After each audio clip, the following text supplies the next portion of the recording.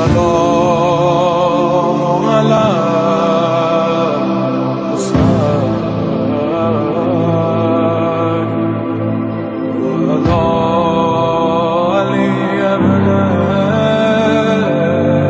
اعوذ باللہ من الشیطان اللعین الرجیم بسم اللہ الرحمن الرحیم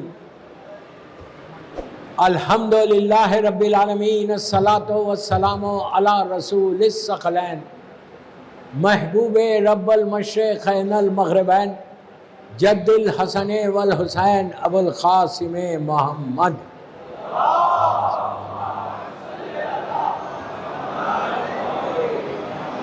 وعلی اہل بیتہ طیبین الطاہرین المعصومین المظلومین بسم اللہ الرحمن الرحیم خالہ مظلوم کربلا حسین ابن علی حل من ناصر ینصرنا صلوات پڑھے محمد والے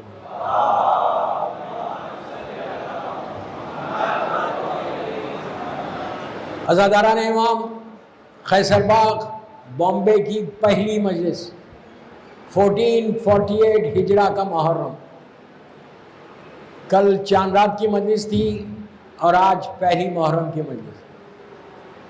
کل جیسے اعلان کیا تھا کہ اس مجلس کی ٹاپک یا شے کی topic Nusrat Imam in 21st century, how to help Imam آج کے دور میں۔ تو میں نے مجلس کا آغاز ان کلمات سے کیا، وہ مشہور کلمات مولا حسین کے جو ہر مومن کے دل پر نقش کل حجر کی طرح۔ سب جانتے ہیں کہ حسین نے کب اور کس وقت مدد مانگی تھی۔ 61 ہجری میں فاطمہ کے لال نے ہم سے مدد مانگی ہے، اور آج حسین کے بیٹا آپ سے مدد مانگ رہا کہ ہم اپنی زندگیوں میں نصرت امام کو لے کر آنا۔ یہ پورے عشرے میں انشاءاللہ جو ذمہ داری ہے شیعہ کی، جو ریسپانسبلٹی ہے شیعہ کی، وہ انشاءاللہ بتاؤں گا۔ 45 منٹس کی مجلس ہوگی، لیکن یاد رکھو میں بامبے کے یوتھ سے بات کر رہا کہ نصرت امام ساری عبادتوں کے اوپر ہے۔ جتنی عبادتیں آپ کرتے ہیں وہ ساری عبادتیں ایک طرف اور نصرت امام ایک طرف۔ اگر تم نے امام کی مدد کی تو تمہارے سجدے بھی قبول ہیں، تمہاری نمازیں بھی قبول ہیں، تمہارے روزے بھی قبول ہیں۔ اور اگر ہمارے پاس یہ جذبہ نہ ہو کہ ہم امام کی مدد کریں تو پھر وہ شیعہ نہیں۔ اس لیے کہ ہم اپنے لیے زندہ نہیں رہنا ہے، یہ یاد رکھو۔ اپنے لیے تو جانور بھی زندہ رہتا ہے، ہم کو حسین کے لیے زندہ رہنا ہے، ہم کو امام کے لیے زندہ رہنا ہے۔ اور اگر تم نے امام کی مدد کرنے کے جذبے کو پیدا کیا، اس فیلنگز کو پیدا کیا، تو تم کامیاب زندگی گزارو گے اس دنیا میں۔ ایسی زندگی رہے گی کہ تمہارے اوپر ایک سایہ رہے گا اپنے امام کا۔ جن جن لوگوں نے امام کی مدد کے لیے آگے بڑھے، کوشش کی، ان کو نصرت ملی۔ آپ کے سامنے آج کی دنیا کے حالات ہیں، میں بغیر نام لیے بات کر رہا، آپ سمجھنا کہ آج 8-9 مہینے سے کیا ہو رہا دنیا میں۔ پوری دنیا ایک طرف ہے، ایک حسین کا بیٹا ایک طرف تھا، اور اس نے وہ کام کیا کہ بڑی طاقت کو جھکنا پڑا۔ یاد رکھو اگر تم کچھ کرو گے تو کتنی بھی بڑی طاقت ہو کچھ نہیں کر سکتے۔ If you trust your Allah, if you trust your Imam, حسبنا اللہ نعم الوکیل نعم المولا نعم النصیر، اللہ تمہارا سب سے بڑا مددگار ہے۔ دنیا حیران تھی کہ اس ملک میں اتنی طاقت کہاں سے آ گئی؟ یہ پلان کر رہے تھے کہ چند دنوں میں ختم کر دیں گے.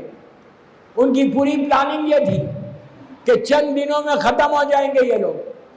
دوستو ختم یہ نہیں ہوئے، جس کو بچانا ہے اس نے بچا لیا.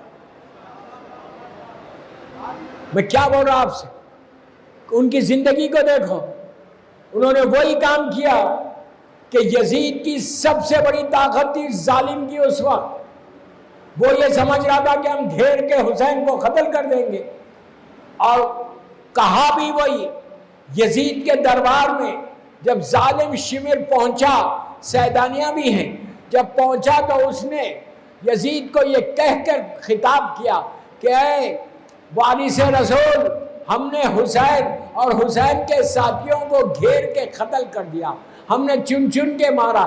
جب اس نے اپنی تعریف کرنے لگا تو اس وقت علی کی بیٹی نے پکار کے کہا یزید تو جھوٹا ہے، تیرے لوگ جھوٹے ہیں، تیرے لوگ بھاگ رہے تھے، میرے بھائی نے وہ جنگ کی کہ تیری فوج سے الحمان اور الحفیظ کی آوازیں آ رہی تھی. اتنا ظلم کیا کرنے کے بعد بھی میرے حسین نے وہ جنگ کی کہ تیرا لشکر کوفے کی دیواروں سے ٹکرا رہا تھا، تیرا لشکر بھاگ رہا تھا، حسین کا لشکر نہیں بھاگا. تو دوستو یہ یاد رکھو، کربلا کا پیغام بھی یہ ہے کہ امام کی نصرت کرنا ہے. آج آپ کے سامنے پورا کربلا 1400 سال سے کربلا ہے. کیا کربلا مر گیا؟ کربلا دفن ہو گیا؟ دفن یزید اور اس کا لشکر ہوا، حسین زندہ ہے. تم بھی زندہ رہنا چاہتے ہو بامبے میں، اس دنیا میں، تو do some thing in your life. میں یوتھ کو بول رہا، do some thing in your life. جب تم اپنی زندگی میں کچھ کرو گے، امام کے لیے کرو گے تو رہو گے. آپ کے سامنے پوری تاریخ ہے 1400 سال کی. بنی امیہ بنی عباس نے کیا ظلم نہیں کیا، چن چن کے مارا، عورتوں کو بیوہ کیا، بچوں کو یتیم کیا، دیواروں میں چن دیے گئے. لیکن اس کے باوجود نام حسین آج بھی باقی ہے. کیوں باقی ہے؟ حق پہ جو رہتا ہے نا وہ ہمیشہ باقی رہتا ہے. کربلا زندگی کا نام ہے، کربلا ایک لائف کا نام ہے. نصرت امام یہ تمہاری ذمہ داری ہے.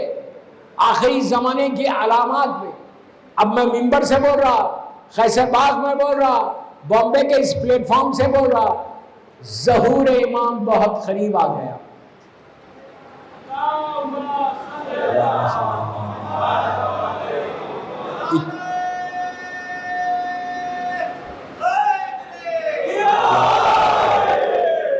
اتنے خاموش کیوں ہو گئے؟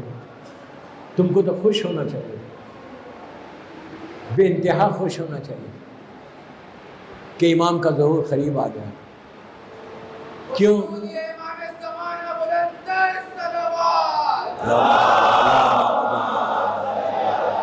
وَعَجِّلْ فَرَجَهُمْ تک پڑھو.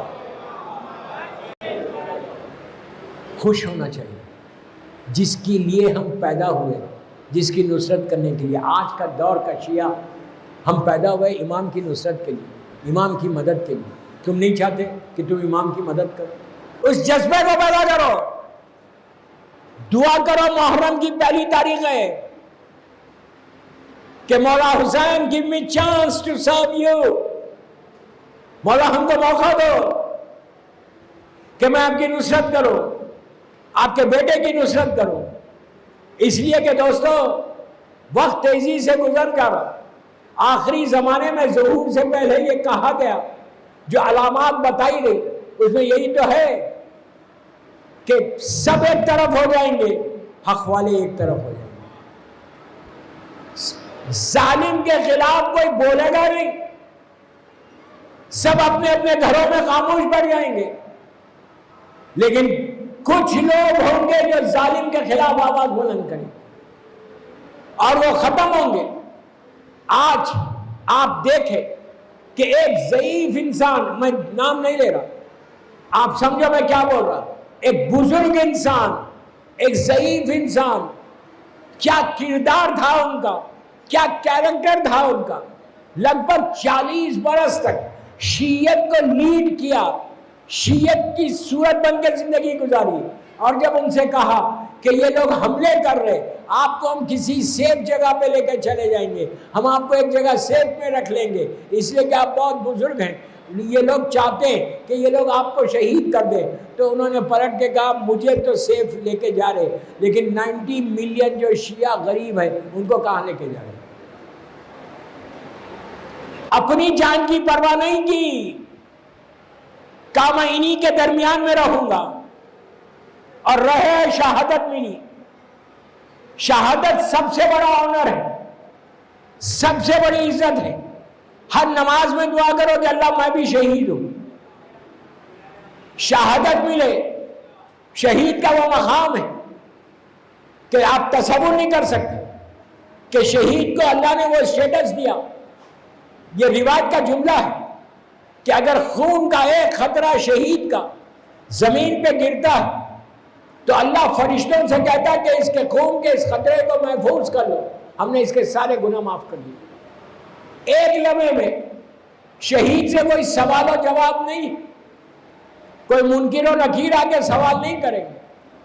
ایسی شہادتوں کے بعد یہ شیعت آئی۔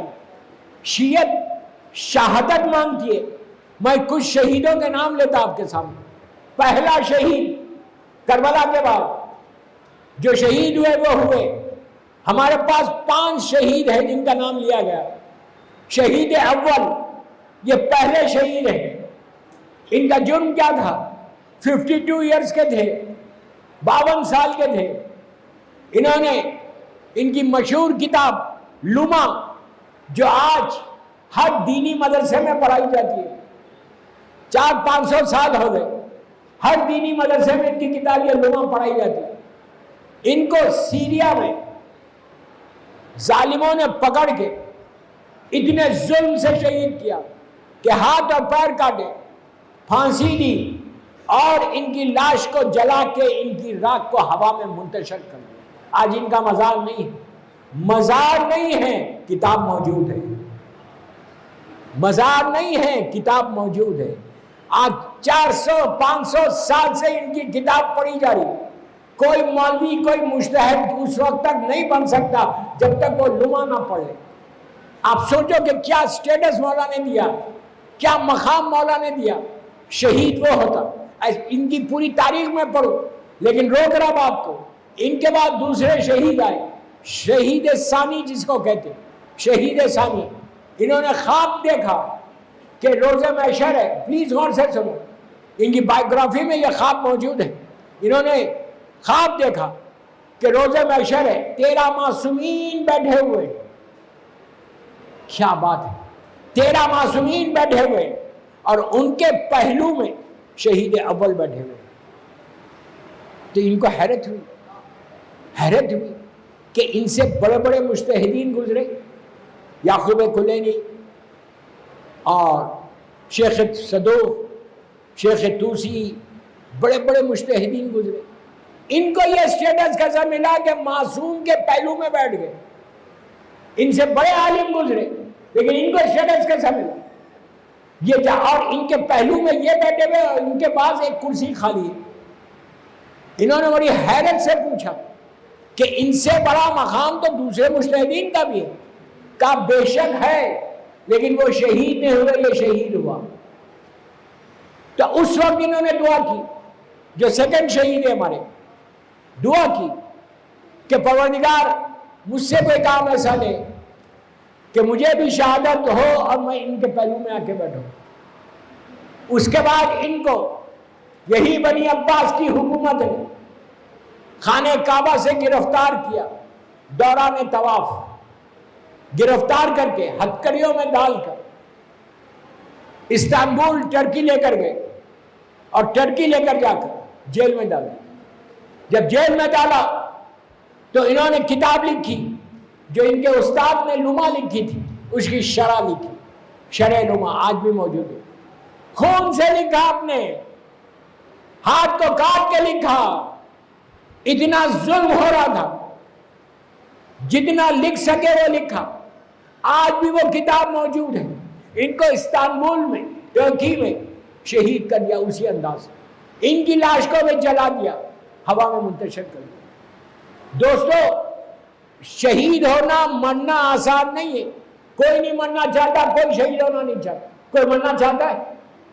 کوئی نہیں چاہتا، لیکن ان کے جذبوں کو دیکھو، انہوں نے یہ کام کر کے شیعت کو ایسا مضبوط کر دیا، ایسا مضبوط کیا کہ آج 1400 سال کے بعد بھی جتنا لٹریچر، جتنی کتابیں، جتنی حدیثیں آپ کے پاس ہیں کسی کے پاس نہیں۔ آج پہلا دن ہے محرم کا، پورا عشرہ میں ہوں انشاءاللہ آپ کے ساتھ۔ میں ایک ایک جملے کا ذمہ دار ہوں جو میں کہہ رہا ہوں، ایک ایک جملے کا ذمہ دار ہوں۔ جتنا شیعت میں لٹریچر ہے، جتنا شیعت میں کتابیں ہیں، جتنی شیعت میں حدیثیں ہیں معصوم سے، وہ کسی مذہب میں نہیں ہے۔ پورے مسلمان سنیں میری بات، کسی مذہب میں نہیں ہے۔ اب آپ سنو، ہمارا ایک عالم، اس کی ایک کتاب، اس میں انہوں نے جو حدیثیں لکھی 16,000 حدیثیں۔ ایک عالم دین پہلا محمد ابن یعقوب ابن اسحاق کلینی، مسلمانوں کی چاروں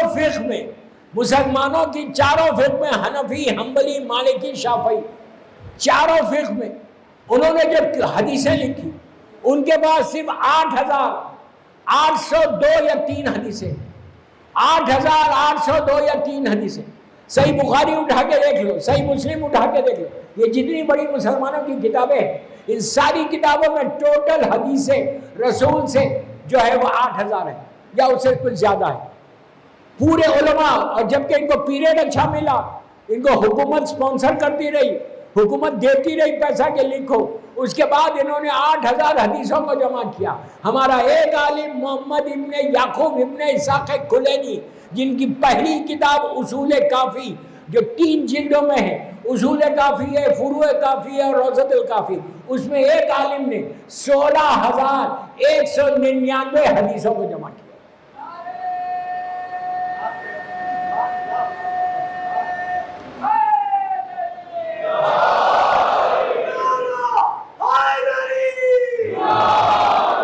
آپ کو معلوم ہونا چاہیے کہ جس مذہب سے تمہارا تعلق ہے وہ علی والوں کا مذہب، علم کا مذہب۔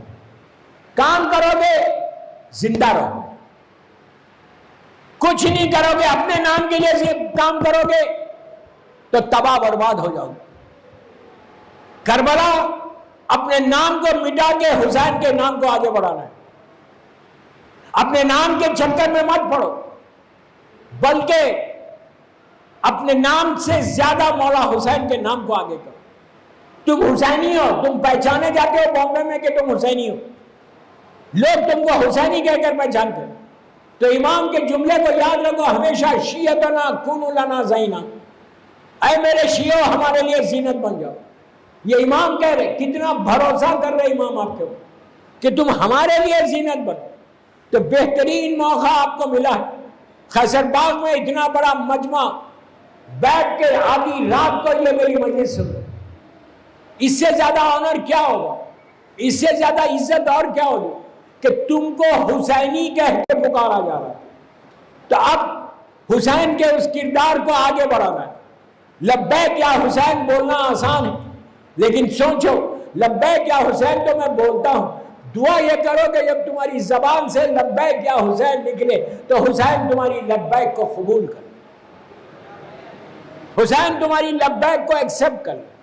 اگر مولا حسین نے تمہاری لبیک کو ایکسپٹ کر لیا تو ہیئر اینڈ ہیئر آفٹر، اس دنیا میں اور آخرت میں تمہاری کامیابی ہے۔ یہ زندگی بہت چھوٹی ہے دوستو، یہ زندگی بہت چھوٹی ہے۔ لاسٹ ایئر جتنے تھے آج ہے، کیسے بڑے بڑے واقعات ہو گئے، کیسے دنیا میں ظلم ہو گیا شیعت پر، کتنے بڑے بڑے ظلم ہوئے آج کے دور میں 21 سنچری میں میں بول، کتنا ظلم ہو گیا، ہزاروں کی تعداد میں شیعہ شہید ہو گئے، مر گئے۔ بچوں نے کبھی یہ نہیں کہا کہ ہمارے باپ نے کیوں شیعت کے لیے یہ کام کیا، سب نے خوشی کے ساتھ ایکسپٹ کیا۔ یہ جذبہ نام ہے۔ کتنے ایسے مسلمان غریب بچے، میں نام نہیں لے رہا، 70,000 کے قریب شہید ہوئے۔ کہاں شہید ہوئے وہ آپ جانتے، میں نام نہیں لیتا۔ 70,000 ایک وقت میں مسلمان شہید ہوئے۔ ان کے وہ بمبارڈمنٹ ہوا، بچے بھوکے مر گئے، پیاسے مر گئے، کوئی پوچھنے والا نہیں تھا، کوئی آواز اٹھانے والا نہیں تھا۔ ایک مجاہد تھا ہمارا جس نے آواز کو بلند کیا۔ وہاں پہ کوئی شیعہ نہیں ہے جہاں پہ یہ 70,000 مرے، کوئی امام کا چاہنے والا نہیں ہے، کوئی علی ولی اللہ بولنے والا نہیں ہے، لیکن کلمہ پڑھتے تھے۔ اس لیے کہ امام علی کی وصیت ہے مولا حسن سے، 21 رمضان کی شہادت سے پہلے مولا نے وصیت کی تھی اور یہ کہا تھا کہ بیٹا، مولا تو جانتے تھے، بیٹا کبھی ظالم کا ساتھ نہیں دینا، مظلوم کا ساتھ دینا۔ علی کی اس وصیت کو سامنے رکھ کر ہمارا یہ مجاہد، ہمارا یہ مجتہد، اس نے کام کیا۔ تو کوشش کرو ان کی زندگی کو اپنے سامنے رکھ کر گزارنے کی کوشش کرو، جذبے کو پیدا کرنے کی کوشش کرو۔ آپ کو معلوم وہ ہمیشہ یہ کہتے تھے کہ اللہ مجھے شہادت نصیب ہو، شہادت نصیب ہو۔ اتنے بڑے سٹیٹس پہ آنے کے بعد یہ دعا کر رہے کہ اللہ مجھے شہادت نصیب ہو، اور جب اللہ نے ایسی شہادت دی کہ دنیا دیکھتی رہ گئی۔ آج دشمن بھی ہے، آپ جانتے ہیں انڈیا میں ہر مذہب کا آدمی ہوتا، ہر مذہب کے آدمی نے ان کو ریگارڈ کیا۔ یہ نہیں کہ صرف شیعوں نے ریگارڈ کیا، بلکہ ہر مذہب کے آدمی نے ریگارڈ کیا، ہندوؤں نے بھی کیا، مسلمانوں نے بھی کیا، اور کہا کہ صحیح معنی میں علی کا شیعہ یہ ہوتا ہے۔ آپ سمجھ لیں میری بات؟ یہ ہوتے ہمارے مجتہدین۔ ہمیشہ مجتہدین کا مرجعیت کا ساتھ دو۔ صلوات پڑھے محمد والے محمد۔ ٹائم کیا ہو رہا؟ ٹائم بولو۔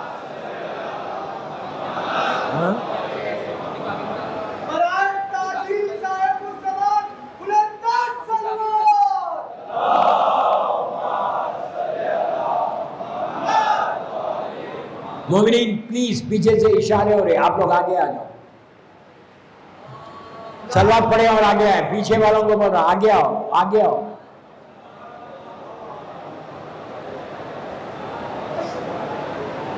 جتنا آگے آ سکتے آ جاؤ، لوگ کھڑے ہوئے باہر۔ ایک باواز بلند صلوات اجل فرجہم کے ساتھ پڑھے۔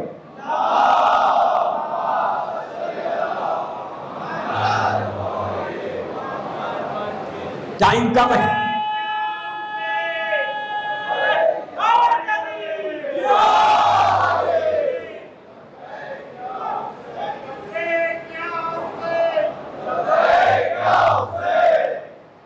ایسی لبیک نہیں، میں ایک دفعہ بول رہا، آپ لوگ میرا ساتھ دینا، پیچھے والوں کو تک بولو، ہاتھوں کو بلند کر کے میں ایک دفعہ بولوں گا، آپ بھی ایک ہی دفعہ بولنا، وقت نہیں ہے۔ لبیک یا حسین، مولا آباد رکھے، دعا کرو کہ یہ لبیک مولا حسین قبول کرے، مولا حسین ہماری اس لبیک پہ راضی ہو جائیں اور بولیں کہ آجا میرے چاہنے والے میرے پاس۔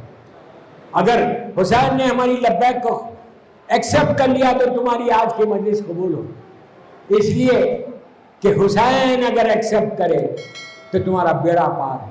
میں شہادت کے بارے میں بات کر رہا تھا کہ یہ ایک ایسا مجاہد نکلا تھا کہ اس نے وہ کام کر دیا کہ بڑی طاقت کے گھٹنوں کو ٹکوا دیا، یہ کہہ کر کہ ہم کسی کے سامنے سر نہیں جھکاتے سوائے اللہ کے اور معصوم۔ ہر وجہ سے کوشش کی، ہر وجہ سے پریشر ڈالا۔ آج دوستو یہ واقعات آپ کے سامنے ہیں، آپ کا ایمان تو اور مضبوط ہو جانا، ہمارا ایمان اور مضبوط ہو جانا کہ کیسے امام کے چاہنے والوں کی امام کی مدد ہوتی۔ یہ نصرت امام ہے۔ گھبراؤ مت، وہ لوگ نہیں گھبرائے، وہ ایسے آگے بڑھے کہ کتنی بھی بڑی طاقت ہو کہ ہم ختم کر دیں گے، ہم مٹا دیں گے۔ بولنے والے بولتے رہے، علی والا ویسی رہا۔ میں کیا بول رہا ہوں آپ سے؟ بولنے والے ڈراتے رہے، اس لیے کہ ان کا کام ہی ڈرانا ہے، اور وہ ایسے سخت رہے، مضبوط رہے، دیوار کی طرح رہے، کہ تم جو چاہے کرو، ہمارے ساتھ ہمارا امام ہے۔ اس لیے کہ ان سے کہا گیا تھا کہ اگر آپ ایسا رہیں گے تو چاروں طرف سے گھیر کے آپ کو ختم کر دیں گے، ختم کر دیں گے، آپ کا ملک ختم ہو جائے گا، کوئی پوچھنے والا نہیں رہے گا، کوئی مدد نہیں آئے گی، ساری بڑی طاقتیں ایک طرف ہو گئی اور کوئی رزق بند ہو جائے گا۔ تو آپ کو معلوم ہے انہوں نے کیا کہا تھا؟ انہوں نے کہا ان کے ہاتھ میں، ایک ہاتھ میں سجدگاہ تھی ایک ہاتھ میں خاک شفا کی تصویر تھی. انہوں نے کہا پوری بڑی طاقتیں ایک طرف, یہ جو میرے ہاتھ میں طاقت ہے یہ سب سے بڑی طاقت ہے. کہا دنیا کے راستوں کو روکے گی. میں اگر رک جائیں گے دنیا کے راستے, ہاتھوں کو اٹھا کے اس سے مانگوں گا, وہ آسمان سے نعمتوں کو برسا سکتا. میں سجدہ کر کے اللہ سے دعا مانگوں گا, اللہ زمین سے نعمتوں کو نکال سکتا. یہ بھروسہ ہے, یہ ٹرسٹ ہے. دنیا دوستوں میرے سنو کہ دوسرے جتنی قومیں ہیں دنیا میں, دوسرے جتنی قومیں, کسی کے پاس کوئی بڑی طاقت نہیں ہے. تمہارے پاس 14 ہے, 14. تمہارے پاس کربلا ہے, تمہارے پاس حسین ابن علی جیسی طاقت ہے. گھبراتے کیوں؟ میرا یہ مطلب نہیں ہے کہ تم راستوں پہ نکلو, کوئی ضرورت نہیں کہیں جانے کی. اپنے گھر میں, عزاخانوں میں, اپنے گھروں میں مصلوں پہ بیٹھ کے دعا کرو کہ اللہ کامیابی دے اور نصرت امام کا موقع دے, اور میرے امام کا ظہور کروا دے. اس لیے کہ آخری لمحات میں, ظہور سے پہلے کہ جو حالات ہیں وہ اب اتنی قریب ہو گئے.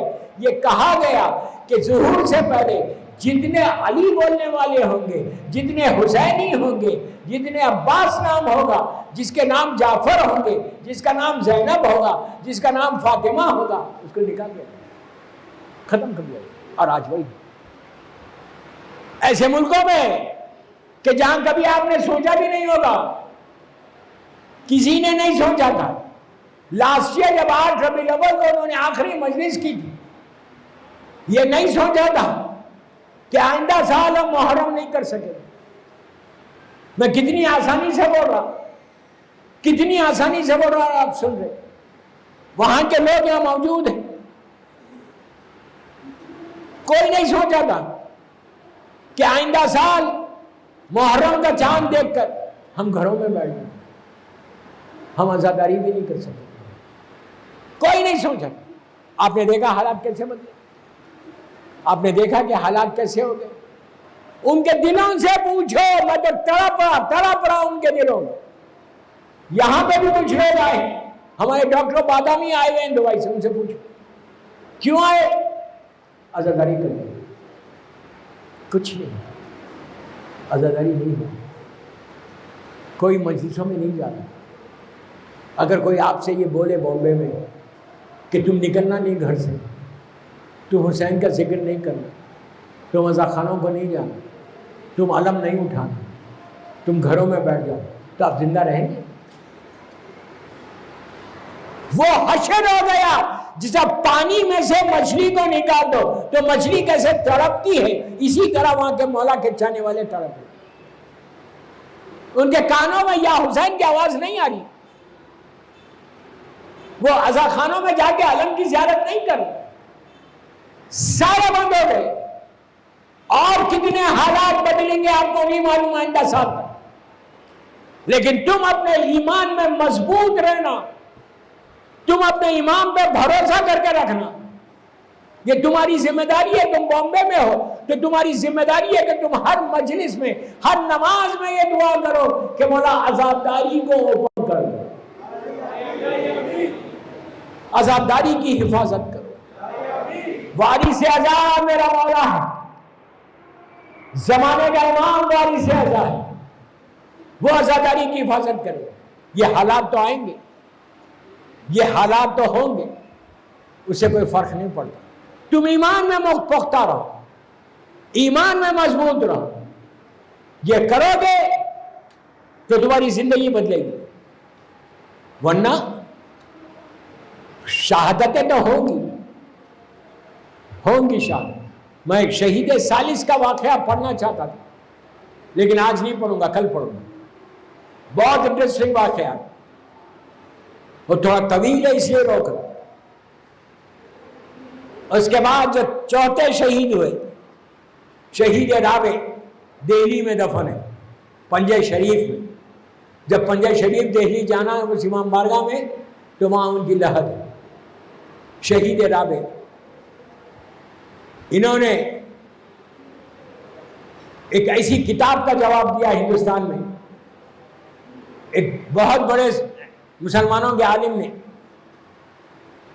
شیعت کے اوپر اعتراضات کیے اور کہا، فتوے لگائے، تو انہوں نے اس کی اس کتاب کا تحفہ اشناء شریع کا جواب دیا، تو ان کو شہید کر دیا۔ اور 5ویں شہید ختم کر رہا مجلس کو، 5ویں شہید کو ظالم صدام نے شہید کیا۔ آپ جانتے ہیں صدام کیسا ظالم تھا؟ وہ ایسے مضبوط تھے امام کے چاہنے والے، جن کا نام سید باقر صدر تھا۔ اپنی نماز شب میں ان کا نام لو، سید باقر صدر۔ ان کو 60s میں، لیٹ 60s میں صدام ظالم نے بلایا ان کو اور ان کی بہن بنت الہدا کو، بلا کے ان سے کہا معافی مانگو۔ انہوں نے کہا معافی نہیں مانگو۔ شیعت کے خلاف بولو، کہا نہیں بولتے۔ تو کہا میں مار دوں گا۔ اب آپ میری طرف دیکھو، صدام کے جو کمانڈرز تھے، ان کمانڈروں سے، وہ بھی عراقی ہیں یہ بھی عراقی ہیں، کہا کہ ان کو شوٹ کر دو۔ صدام نے آرڈر کیا، جتنے کمانڈرز تھے وہ سب کو جھکا کے کھڑے ہو گئے۔ صدام کے آرڈر کو پہ عمل نہیں کیا، اس لیے کہ اس بندے کا، سید باقر صدر کا تقوی ایسا تھا، ایسا تقوی، رعب و دبدبا تھا، ایسی نورانیت تھی، ایسا جذبہ تھا کہ صدام کے آرڈر کو اسی کے لوگوں نے نہیں کیا، اس لیے کہ سید باقر صدر جب بات کرتے تھے تو ان کے چہرے سے ایک نور نکلتا تھا، اور انہوں نے وہ کام کیا تو صدام نے اپنے ہاتھ سے، اپنی اون ریوالور سے سید باقر صدر کو گولی ماری اور ان کی بہن کو گولی ماری، شہید کر دیا۔ دونوں بہن اور بھائی شہید ہو گئے، لاش پھینک دیا گیا۔ آج کے دور کی بات کر رہا میں، 50-60 سال پہلے کی، جب یہ ہوا لاش پھینک دی، صدام کی حکومت چلتی رہی۔ آج صدام کہاں ہے اور باقر صدر کہاں ہے؟ کیا سن رہے آپ؟ آج صدام جہنم کے حصوں میں سے ایک حصہ بنا ہوا ہے اور سید باقر صدر معصوم کے ساتھ موجود ہے۔ ان کا مزار ہے، صدام ختم ہو گیا۔ تو دوستو یاد رکھو، ظالم کے لیے ٹائم بہت کم رہتا، اللہ مہلت دیتا، کتنے دن اور ظلم کرے گا؟ ظلم کرنے والے تھک گئے، اور صبر کرنے والوں نے کبھی یہ نہیں کہا بس اس سے زیادہ صبر نہیں ہوتا۔ یہ پیغام کربلا ہے، وقت محدود ہے، ظلم کرنے والے سارے ختم ہو گئے۔ اب جو دنیا میں بچے ہیں، اب ان کا خاتمہ ختم ہو جائے گا، یہ نیست و نابود ہو جائیں گے، اور مظلوم ہمیشہ زندہ رہے گا۔ مظلوم کا ساتھ دو، اپنے امام کا ساتھ دو۔ باقی باتیں کل انشاءاللہ 11:15 اور 11:20 کے درمیان ممبر پہ آؤں گا انشاءاللہ۔ مولا آپ سب کو آباد رکھے۔ قیصر باغ میں یہ اتنا بڑا مجمع مولا حسین کا پرسہ دینے 2 محرم کی رات کو آ گیا۔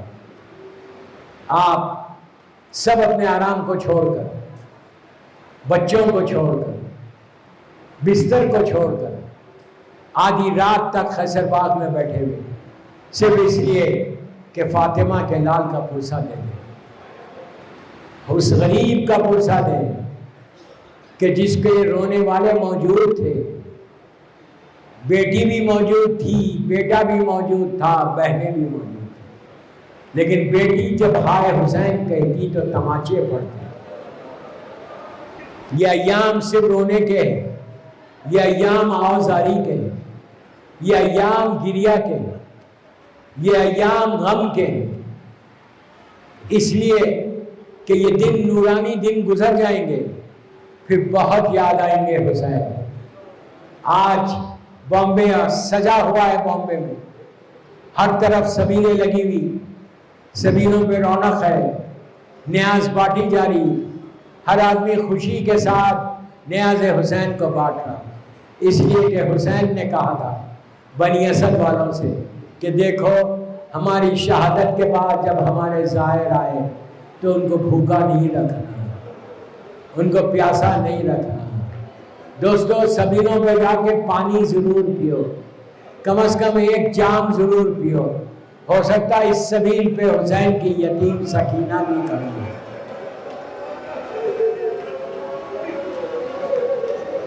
مصائب کی راتیں ہیں، پتہ نہیں کس سبیل پہ حسین کی بچی بھی کھڑی ہوئی ہے جو یہ کہہ رہی ہے بابا آج اتنی سبیلیں ہیں، کربلا میں اگر ایک سبیل بھی لگ جاتی تو میں پیاسی نہیں رہتی، میرا چچا نہیں مارا جاتا۔ آپ کی آوازیں بلند ہو گئی، مولا آباد رکھے۔ آج خیسر باغ میں پہلی محرم کو ہر سال ایک ایسے شہید کا ذکر ہوتا ہے جو حسین کا سفیر تھا، جو آج کوفے میں جن کا بہت بڑا روضہ ہے، مسلم ابن عقیل ابن ابو طالب علیہ السلام، یہ پہلا شہید ہے کربلا، بہت بڑا حق ہے۔ اولاد مسلم بھی شہید ہو گئی، مسلم بھی شہید ہو گئے۔ یہ مولا کے چچا زاد بھائی تھے۔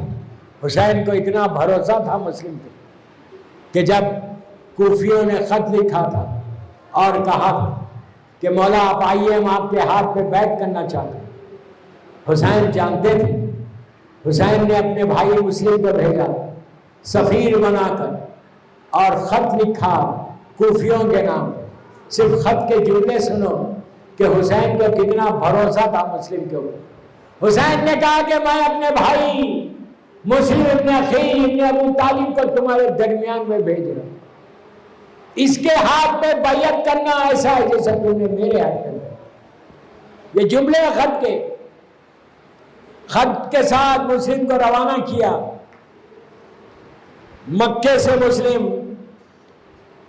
کوفہ پہنچے، غریب الوطن ہے، 28 سال کا سن ہے، اتنے حسین و خوبصورت ہے کہ جناب مسلم کے بارے میں یہ روایت ہے کہ آپ کا چہرہ اللہ کے رسول کا چہرہ تھا، ایسے شبیہ تھے۔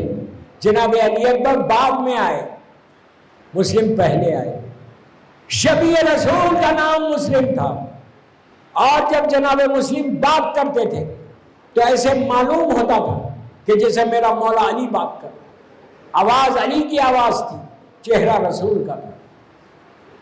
حسین نے مسلم کو کوفہ بھیجا خط لکھ کر، ہزاروں لوگوں نے کوفی مسلم کے ہاتھ پہ بیعت کی، لیکن کوفی لایوفی ہے۔ جب ظالم ابن زیاد گورنر بن کر آیا اور اس نے ظلم شروع کیا تو وہ وقت آ گیا، وہ لمحہ آیا کہ مغرب کی نماز میں مسجد بھری ہوئی ہے اور عشاء کی نماز کے وقت پوری مسجد خالی ہے۔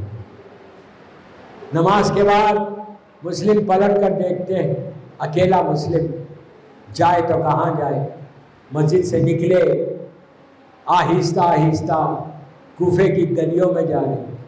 حسین کا سفیر ہے، حسین کا بھائی ہے، ایک گھر کے قریب جا کے ٹھہر گئے۔ یہ ایک امام کے چاہنے والے کا گھر تھا۔ اس کی بیوی باہر نکلی اپنے بچوں کی تلاش میں، دیکھا کہ ایک شریف انسان، نورانی انسان سر کو جھکا کے ٹھہرا ہوا۔ تو اس مومنہ نے کہا کہ اے اللہ کے بندے، حالات پراشوب ہیں، یہاں کیا کر رہے ہیں، اپنے گھر کیوں نہیں چلے جاتے؟ مسلم نے عجیب انداز سے جواب دیا، کہا کہ کہاں جاؤں جس کا کوئی گھر نہ ہو۔ آپ نے سن لیا، یہ سننا تھا۔ اس مومنہ نے کہا کہ چہرے سے تو بہت شریف معلوم ہوتے ہو، کہاں کے رہنے والے ہو؟ تو مسلم نے کہا میں مدینے کا رہنے والا ہوں۔ نام مدینہ سنا تڑپ گئی، کہا مدینے میں کہاں رہتے ہو؟ کہا میں محلہ بنی ہاشم میں رہتا ہوں۔ بس یہ سننا تھا، حسین یاد آ گئے، بی بی زینب یاد آ گئی۔ اس بی بی نے کہا کہ آپ کا نام کیا ہے؟ تو کہا میرا نام مسلم ابن عقیل ابن ابو طالب ہے۔ تڑپ گئی، کہا آقا باہر کیوں کھڑے ہوئے؟ آپ میرے گھر میں اندر آ جائیے، آپ میرے آقا اور مولا ہیں۔ عزیزوں جو کچھ روٹی تھی اس نے مسلم کو دی. مسلم مسلح بچھا کے نماز پڑھ رہے تھے. رات میں ابن زیاد ظالم کو اطلاع ہوئی کہ مسلم فلاں گھر میں ٹھہرے ہوئے. اس نے 3,500 کے لشکر کو بھیجا. وہ مسلم بیٹھ کے عبادت کر رہے, ان کے کانوں میں گھوڑوں کے ٹاپوں کی آواز آئی. مسلم سمجھ گئے کہ لشکر آ رہا ہے, تلوار کو ٹیک کر اٹھے. عقیل کا بیٹا ہے. اٹھے تو اس مومنہ نے کہا مولا باہر مت جاؤ, لشکر بہت بڑا. اب مسلم کا جواب سنو, تڑپ کے رو گے. مسلم نے کہا مجھے باہر جانا لازم ہے, اس لیے کہ ان لوگوں کو معلوم ہو گیا کہ میں تیرے گھر میں ٹھہرا ہوا ہوں. اگر میں باہر نہیں جاؤں گا تو لشکر اندر آ جائے گا اور تیرا پردہ ضائع ہو جائے گا. میں ہاتھوں کو جوڑ کے بولو آقا, ایک کنیز کے پردے کا اتنا خیال. ذرا شام غریبہ میں کربلا میں آ کے دیکھو, علی اور فاطمہ کی بیٹیوں کے سروں سے چادریں چھینی جائیں. آوازیں بلند ہو گئی, اسی طرح رونا, اسی طرح رونا. آج حسین کے سفیر کا ماتم ہے. مسلم باہر آئے, ان ظالموں سے جنگ ہوئی. عقیل کا بیٹا ہے, خوب جنگ کی. جنگ لڑتے لڑتے دھوکے سے مسلم کو پکڑا گیا اور پکڑ کے رسیوں میں جکڑ کر ابن زیاد کے سامنے پیش کیا گیا. اب آپ میری طرف دیکھو, تڑپ کے روگے. جب مسلم پہنچے ابن زیاد کے دربار میں تو مسلم کا سر اونچا تھا, سینہ تنا ہوا تھا. ابن زیاد کی آنکھوں میں آنکھیں ڈال کے بات کر رہے تھے. ابن زیاد ظالم کی آنکھوں میں آنکھیں ڈال کے بات کر رہے تھے. ایک شخص وہاں بیٹھا ہوا تھا, اس نے ایک سوال کیا تھا چوتھے امام سے مدینے میں, اور کہا تھا کہ مولا میں اس وقت ابن زیاد کے دربار میں تھا جب آپ کے چچا کو پکڑ کے لایا گیا, تو آپ کے چچا کا سینہ اٹھا ہوا, سر اٹھا ہوا, اور ابن زیاد کی آنکھوں میں آنکھیں ڈال کے بات کر رہے تھے. مولا میں اس وقت بھی دربار میں تھا ابن زیاد کے جب آپ آئے, لیکن مولا جب آپ آئے تو آپ کا سر جھکا ہوا تھا, آپ کی آنکھیں نیچے تھی, آپ ابن زیاد سے سر کو جھکا کے بات کر رہے تھے. کہنے لگا مولا آپ تو امام ہیں, امام سب سے بڑا بہادر ہوتا ہے, بس یہ سننا تھا. میرا چوتھا امام تڑپ کے رونے لگا, کہا تو نے انصاف نہیں کیا. جب میرا چچا آیا تھا وہ اکیلا تھا, میں جب دربار میں آیا میری ماں بہنوں کے سروں پہ چادر نہیں تھی, میری بھوبی ننگے سر تھی, میں سر کو کیسے اٹھا کے بات کروں. ملاوات رکھے, آپ کی آوازیں بلند ہوگی. اسی طرح پرسا دیں. ابن زیاد کے سامنے مسلم کو پیش کیا گیا. ظالم ابن زیاد نے حکم دیا کہ دارالامارہ کی بلندی پہ لے جا کے مسلم کو قتل کر دو. دارالامارہ پر جب لے کر گئے تو مسلم نے کہا کہ اتنی اجازت دو کہ میں 2 رکعت نماز پڑھ. نماز پڑھنے کے بعد مکے کا رخ کیا اور کہا السلام علیکہ یا ابا عبداللہ, سلام علیکہ یا ابن رسول اللہ. آج جو ہم نماز کے بعد زیارت پڑھتے ہیں یہ سنت مسلم ہے. نماز کے بعد جب آپ زیارت پڑھتے ہیں یہ سنت مسلم ہے. اس کے بعد عزیزو ظالم خنجر لے کر مسلم کے گلے پہ رکھتا ہے. جیسے ہی رکھا مسلم نے پھر کوفے کا رخ کیا, مکے کا, اور کہا السلام علیکہ یا ابا عبداللہ. یہ کہنا تھا. حسین ایک جگہ ٹھہرے ہوئے تھے, حسین نے جواب سلام دے کے کہا انا للہ و انا الیہ راجعون. یہ کلمات زینب کے کانوں تک پہنچے. بی بی نے تڑپ کے کہا کہ بھیا یہ کلمات تمہاری زبان پر کیوں آئے؟ تو اس وقت حسین نے کوفے کی زمین کو اشارہ کیا. کوفے کی زمین بلند ہوئی. زینب نے دور سے دیکھا بھائی کے گلے پہ خنجر. زینب تڑپ گئی. میں ہاتھوں کو جوڑ کے بی بی سے بولوں کہ بی بی آج دور سے ایک بھائی کو ذبح ہو کے دیکھ رہے, کل آپ اپنے حسین کو کربلا میں تلے زینبیہ سے دیکھیں گی کہ حسین کے گلے پہ خنجر ہے, اور آپ فریاد کریں گی بس میں نے مجلس ختم کر دی.